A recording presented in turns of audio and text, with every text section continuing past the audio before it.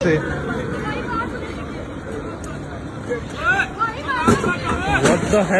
the hell is going on? भाई नहीं है जी जी किस वजह से तेरे पता मैं की कीता क्या किया क्या किया रूल लगा रोकने ने फिर भजी आई जा रहे है की करा मैं तो आप उसका चलान करें ना। आप उसे ठुड्डे चपेड़े मार रहे हैं, गालियां दे रहे हैं। मार रहा था जब भज गया ना जो देखा वीडियो ऑन हुई है ना भज गया। नाम का पता था कंप्लेन करना चाहते हो कंप्लेन करना चाहते हो करना चाहती हूँ मैं, उन्होंने गाली दी है। वीडियो बनाओ। गाली भी दी है और ये वीडियो में भी आई है चीज उन्होंने कहा बीच में लेडी तो लेडी को भी अब्यूज किया है। ऐसी बात हाँ बिल्कुल इस वजह से रोके चलो एक बंदे नहीं समझ जी प्यार ना समझाओ। गाला कड्डा ठुड्डे मारना तो नहीं ना बात।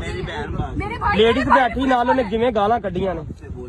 मेरी बात सुने, मेरे भाई भाई करता। उन्होंने आपको कहा मैं निकल बताती हूँ हुआ क्या है। वो आवाज ही दे रहे निकल जाओ निकल के जाओ। पास खड़े हैं, इन्होंने मुझे जबरदस्ती गाड़ी वाला आया है। तुम मुझे भी मारे खड़ा करो, चलो चलो चलो। कम्प्लीटली रॉन्ग है। ये सारे इस चीज के गवाह हैं ये बंदे। हमने देखा उन्होंने मारा है इन्होंने ठुड्डे मारे हैं, वीडियो में भी वही चीज आई है। नाम नहीं जानते मुझे क्या पता। अभी आ जाते चाबी ले ली। पीछे का नंबर है ये। ये रोड चोड़ नोट कर ले फिर इसका देखते हैं मामला ठीक है आप जाएं देखते हैं चाबी ले अभी वो है किधर गया किधर